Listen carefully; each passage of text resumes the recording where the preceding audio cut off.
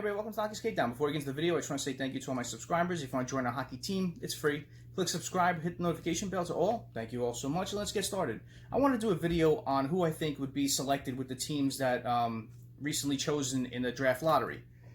You know, there's been 8 teams that were chosen where they're going to fall in the first 8, and the whole big thing was the controversy at number 1, Alexis Lafreniere. Where's he going to go? And I have him going to... who the hell knows? So we're going to find out in Phase 2 what's going to happen. The losers of the play-in round teams will go into a lottery where they get selected to draft him. So we'll see what happens. I wasn't a big fan of this whole thing. I hope it's not one of those things the NHL is pulling, kind of like the Crosby deal where he went to Pittsburgh.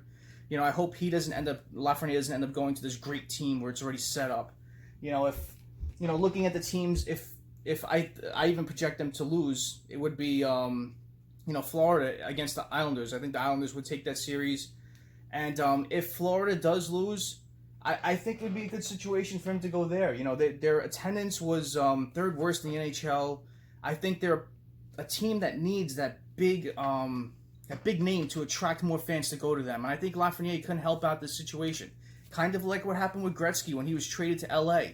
They were a team that needed an identity to build a fan base and to build a team around. That's why they got Gretzky, where I think Lafreniere would be a good choice to go to Florida to help their situation out. They're a good young team on the rise, and I think this would really help them out. I really do. So if I was to pick one team out of them, it'd be them, as I don't want to see him go to all these stacked teams and make them even that much better for the case. So we'll see what happens with that as the time goes on. But at number 2, the LA Kings have won that position, and I think they're going to pick Quinton Byfield. I really do. I think they're going to want another big, strong center as Kopitar gets older.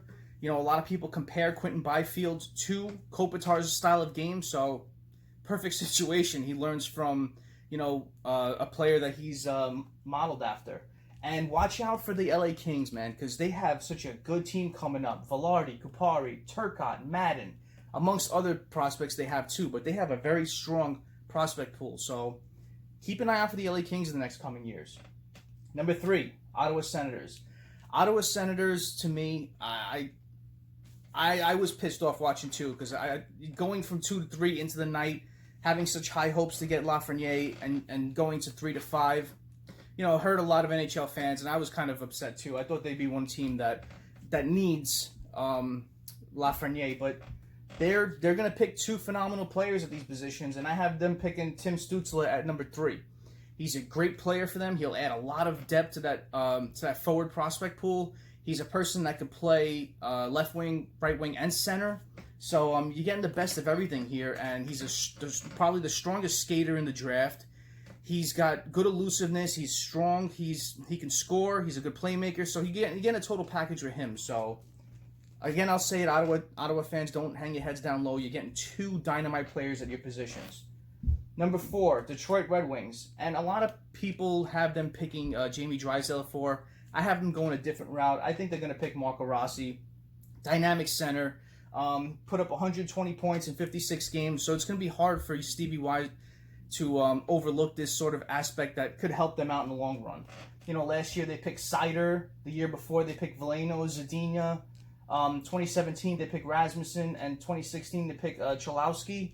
So even McIsaac, he was a 2018 second-round pick. They have a good prospect pool at defense, and their forwards are good too. So they're kind of an even keel of I don't know what they're going to do, but if I was to pick, it's hard to overlook Rossi's game, so I think they go for him.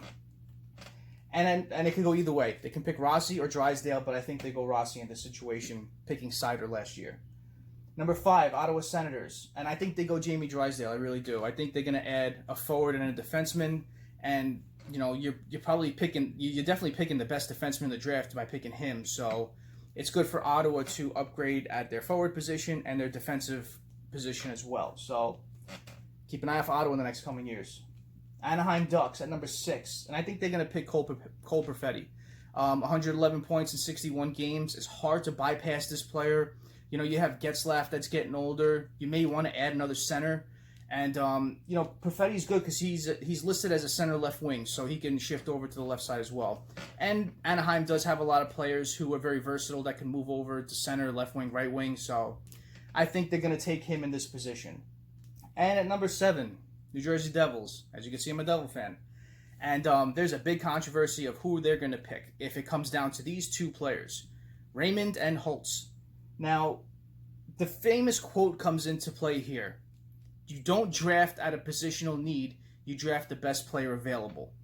So, positional need, we need right wingers, we need wingers in general to help out our forwards that are young and good. And I look at Holtz as the player that I would want, but the best player of the two is Lucas Raymond. He's a stronger skater, he's more elusive with his puck handling ability. He's a bit smaller than Holtz, and he doesn't take the physical game as good as Holtz. But, you know, he was projected to go as high as 3 in the draft when, you know, the rankings first came out. And he was dynamite at the beginning of the year, but then he kind of tethered off, and, you know, other players bypassed him. And Holtz was one of those players that got better as the year went on. So, either way with the Devils, I don't mind. I want them to either pick at this position. If it falls to Perfetti, Raymond, or Holtz, I wouldn't mind either one of them. But out of the 3, I like Holtz for his way he could shoot the puck, and he's more of a pure sniper, and we need that with all of our playmaking centers. But it's hard to bypass Raymond and what he could do with the puck. He can find open seams. His skating is elite. His edge work is phenomenal. So he's just a great skater. He's not known as a scorer, but he's got a decent shot to put the puck in the net. So I kind of, when you're watching highlights of him, kind of reminds me of Gusev, the way he can move from his backhand to his forehand really fast and create a nice shot for himself. He's elusive, kind of where he has that edge like Gusev has. So I like Raymond in this position. I think the Devils go Raymond. And Buffalo Sabres at number 8, I think they're going to pick Holtz. I think they're a team that needs another winger. They need another elite winger, and I think Holtz would be a good pick for this team as he can help Eichel and their team out by putting the puck in the net, and that's what they need to do to win more games. So I think Holtz would be a phenomenal pick for the Buffalo Sabres. So there you go. That's my top 8, how they look. Of course, you look at other mock drafts, you're going to see one player up, one player down, but you know, this is kind of how I would have it at this point. And I'm gonna put my video at the end how I thought previously, my previous mock draft. I did the top 15 players, I believe, but I'm going to the top 8 in this because this is where we know teams are and where they can look to upgrade their roster. So we'll see what happens. I just wanted to mention that because it's funny to see how things change over a couple of months. And I had Stutzle as my first pick, but obviously it's not going to happen because in the beginning of the year, he was at like 5 to 6. That's where we were picking, was 6, so I thought he'd fall to us, but obviously he rose up the ranks and went to he's going to 2 or 3, so we'll see what happens. Hopefully Raymond or Holtz can work out for us.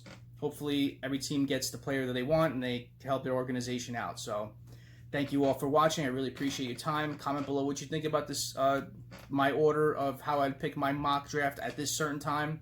And as always, thank you for watching. Smash that like button. And if you haven't done so already, please subscribe to the hockey channel. Join our hockey team. Have a great night. Have a great day tomorrow. Take it easy.